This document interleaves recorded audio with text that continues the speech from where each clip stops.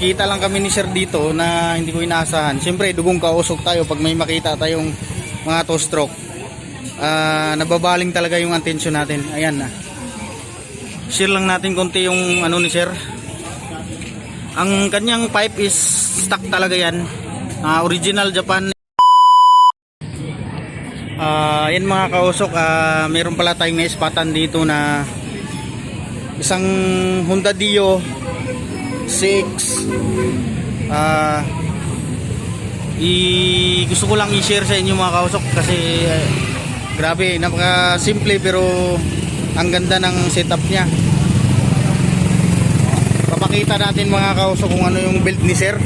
Ang motor pala na to ay ang may-ari ay si Sir Eric.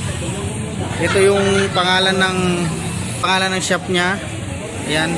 Si Sir Eric ay isang admin sa Honda Dio Nation Philippines. Ayan.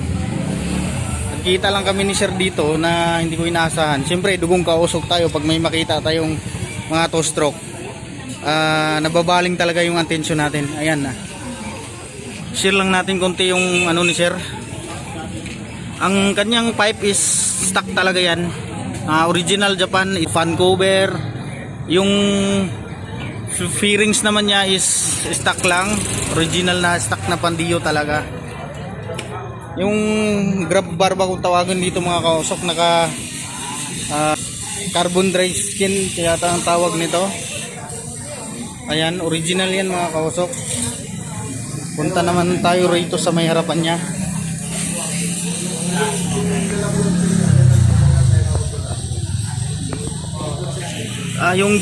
Yung front shock niya is original na Showa.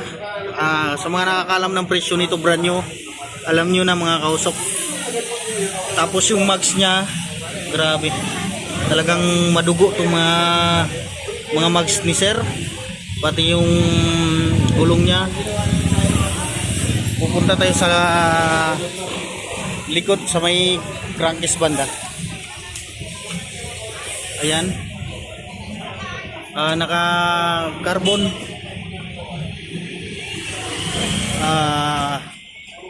naka chrome yung ano ni sir, yung cover, crankcase cover, itong air filter cover. Ayan, grabe, napakaganda ng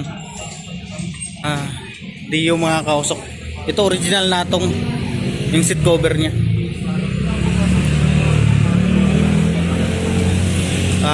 Yung lever naman ni sir is Kane brand. Sa mga sensya na mga kausok kasi sa Dio hindi ko alam kung ano yung mga branded parts o yung mga accessories na pangdiinan o medyo murang accessories pero pwedeng pandiinan na. Sa mga nakakaalam, alam nyo na yun mga kausok. Ayan, pasulit. Ayan mga kausok, uulitin ko, ang may-ari ng motor na to ay si Sir Eric. Ang pangalan ng shop niya is Eric Works. Isa siyang admin sa Honda Dio Nation Philippines. Ayan.